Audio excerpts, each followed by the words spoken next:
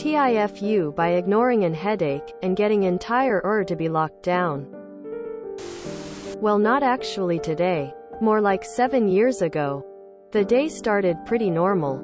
I had a day off from work and a full schedule on how to get the best out of it. The plan was to do all the boring stuff that I had to take care of right in the morning. Seeing my girlfriend for a bit after that, and then in the evening to go to my first ever live soccer game with friends. I'm not a soccer fan, but I never been to a big event like that and was super excited about it. So I started the day by going to dentist in the morning. Had a broken teeth from hitting myself by mistake with a piece of iron, but that's a story for a different TIFU. Right after the dentist, I noticed my head starting to hurt. I linked it to the dentist visit and didn't think about it much. But as the day passed, the pain got stronger and stronger, and by the time I saw my girlfriend, I was in extreme pain, but I didn't want to miss the event that I was so excited about and thought my friends will see a headache as a lame excuse for bailing. So I took a shower. I remember feeling the water hitting my head, and it felt like knives dropping on my head. Drank like 5 cups of coffee and took more painkillers than I can remember and headed out. By the time we got to game, the pain was intolerable. I walked from the car to the stadium and my vision was blurry, and every sound felt like someone is pushing screwdriver through my ear. When we got to the entrance, I told them I'm in too much pain and gonna rest in the car and they should head in. From here my memory is kinda fuzzy. One of them called me just as the game began to see if I'm going to join them. I don't remember how the call went, but I probably sounded horrible because, to my luck, he decided to leave everything and take me to the hospital ASAP. When we arrived at the hospital, I was already passing out to minutes at a time and suffered a lot when awake, but for some reason the doctor at the decided to give me ibuprofen and wait. The friend who took me there said something like, "I know him for a long time, and if he is acting this way, ibuprofen won't do anything to him." He meant that my tolerance for pain is high and I won't react that way for something ibuprofen could fix. But the doctor interpretation for that was completely different, seeing 2 dudes in the middle of the night, obviously from a poor neighborhood, so it is probably drugs. So the doctor wanted a urine test to check for drugs, and by that time I couldn't control my body or barely move, let alone pee on command. The doctor ego was hurt from me refusing to give urine test. Mind you, I was so out at this point that all I'm writing from here is based on what my friend in mom got there when she heard told me. So the night passed. Lots of people coming and going from the doctors, nurses, cleaning crews, patients. And the doctor still refused to check on me until I give urine test. Then my mom suggested they should just insert catheter and do the test, and they did, and for the doctor's surprise I was clean. That's when they started running tests on me like crazy and got to the conclusion it was meningitis. Well, apparently there are 2 prime reasons for meningitis: viruses or bacteria, and because I didn't showed any head trauma, there was no reason to suspect bacteria. The bacteria needs a way to get inside your head. And because I worked as a construct worker at the border, there was every reason to suspect a wild virus. So the decision was made and the went into lockdown. Nobody could go in or out. They located everyone that was in the at the same time as me and already left to let them know they cannot leave their homes or come in contact with anyone. And as I said, the doctor refused the check on me for a lot of time, so many people already passed through the Remember, that was pre-COVID. Nobody was in a situation like this before. People were freaking out. Nurses bursted into tears fighting on who will take blood from me or give me an IV. Full terror mode was in the when patients who wanted to get out were fighting with doctors in security. It took few hours for the test results to come back and free everyone. I woke up like 2 days after, could barely move from pain, but still couldn't stop laughing my ass off as I heard that Just realized I didn't explain how it was bacteria after all. Well, I had a brain surgery done on me like 5 years before that. The surgery was done completely through the nose, and apparently the doctors who done the surgery did an amazing job, but somehow didn't close the space between the inside of my nose to me brain, leaving it exposed to bacteria. TL. Dry ignored headache until it was so severe I couldn't communicate. Doctors thought it was a wild virus and the entire went into lockdown for a few hours. That's terrifying. I can't believe it took 5 years for you to end up in the hospital with a hole in your sinuses like that.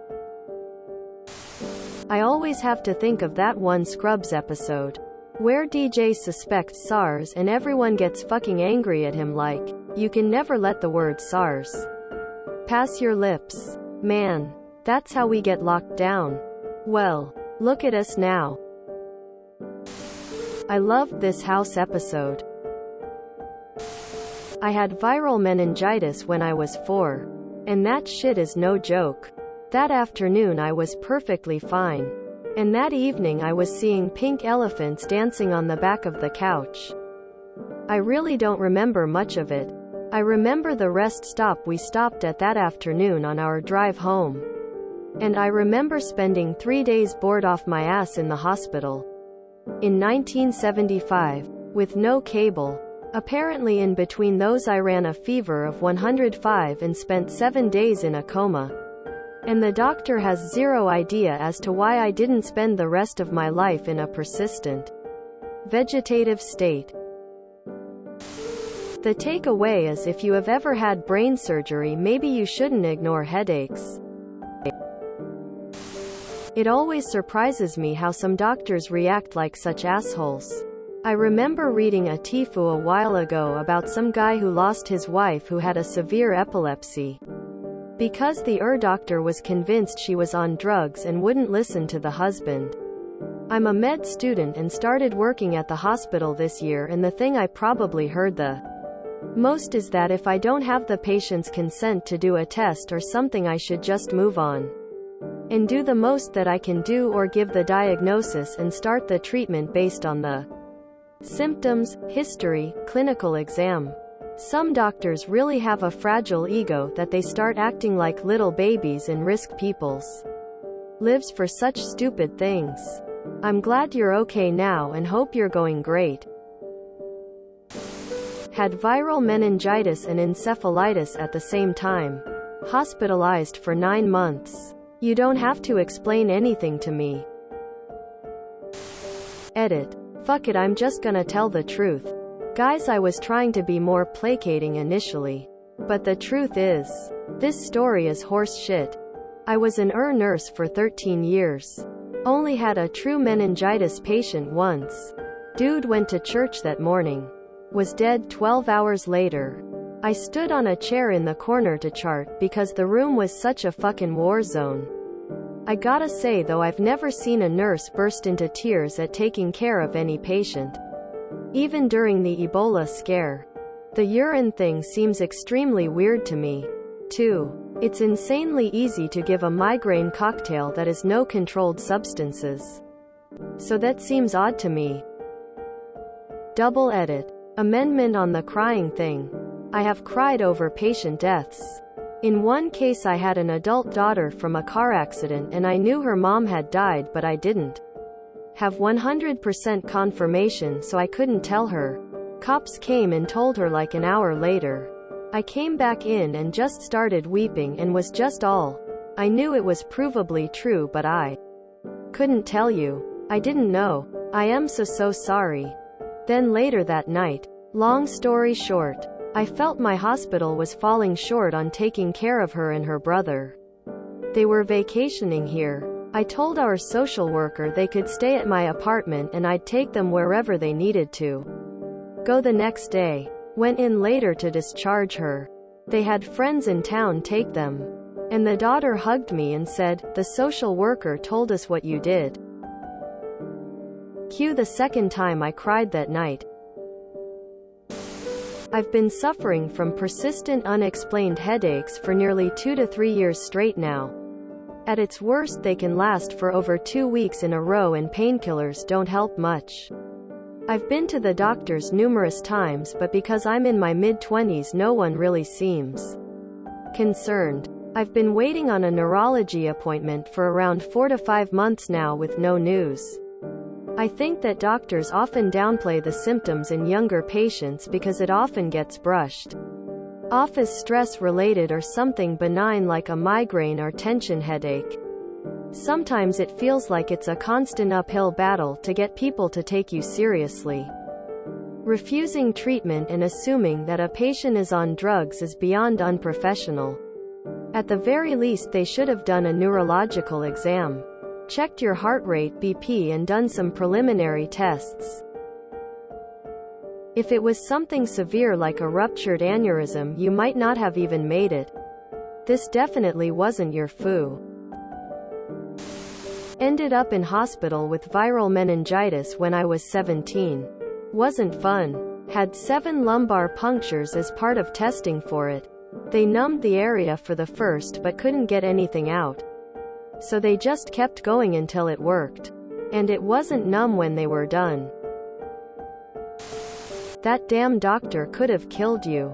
I'm so glad your mom suggested a catheter. Unfortunately, I have also been treated like crap in an ER because they assumed because I'm underweight and was having a severe panic attack that I was on something. I provided a clean drug test and they got slightly less condescending, but it made me never want to go to an ER ever again. I hope you have a quick and uneventful recovery. Just saying. Hitting your head hard enough to break a bunch of teeth could be considered head trauma. Who done the surgery did an amazing job, but somehow didn't close the space between the inside of my nose to me brain, leaving it exposed to bacteria. Lol, I'd love to see what you consider, and poor job. Forgetting something like that is not something I'd call an amazing job. Honestly sounds like a malpractice claim. So basically TTDFU, today the doctor fucked up. Sounds more like the doctors made the mistake rather than you. I hope that original doc got slapped with a malpractice suit. Whether or not he thought it was a drug addict seeking meds. You can still do other tests to rule out possible reasons for the pain. And he let you suffer the entire night. Malfeasance. You know, having been ignored by nurses and doctors during kidney stone attacks. Fuck 'em. If they get to stick around and whine and cry, I don't have much sympathy, mainly because I still remember the pain in the whispered conversations. I was meant to hear that I was a drug seeker. Mind you, one with blood in the urine. Nurse accused me of putting something sharp up my urethra to cut it. And a history of 40+ stones. They couldn't find any of my records. Surprise, surprise. 5 days later I passed it. Was the 50th stone in the 50th state. Ha! I name them now. I had a similar situation. I was running a fever. Had the worst headache of my life and was off and on dizzy. About 3 in the morning I drove myself to the ER. They didn't have any beds available, so I was parked in a hallway in the middle of everything. They gave me something for the pain. Demerol? Thankfully. And I just snoozed for a couple hours. By the time I woke up, my wife was there after getting her mother to come watch our 2 kids. The doctors couldn't figure out what my issue was, but decided I needed a spinal tap to rule out meningitis. I was so out of it I didn't even feel it. From what my wife says. Not too long after that everybody started scrambling and I was shoved into a glassed-off room. They tried to make her put on a mask and gown, and she told them that she was next to me in bed then. Here for hours, so it was kinda pointless. Not too long after that I was taken upstairs and placed in a room directly across from the nurses' station that had an alarmed door. Thankfully it turned out that I had the non-contagious version. But it was definitely a hairy experience. Although considering the fact I had 2 kids under 2 at the time. It was nice to get a couple of nights of good sleep. Glad you are okay. When I read your description of the pain, I immediately thought meningitis. I had it before too. Horrible, horrible pain. So glad you were ultimately okay. Very scary. I almost lost my life to meningitis about 15 years ago. I have a super high pain tolerance and thought it was a severe migraine. Went to hospital on day 3 and I heard the nurse say to the doctor outside the curtain, "We need to do a lumbar puncture. Spinal tap. On this girl. Morphine isn't touching her migraine and she can't touch her chin to her chest." Was in ICU for 13 days. The physical pain was indescribable. Very grateful I made a complete recovery. That nurse likely saved my life. The other nurse on duty was ready to send me home after I had the shot of morphine. If you enjoyed this video, please check out our playlists full of similar content. Epic Aircast is like doom scrolling for your ears. Please like, share, and subscribe.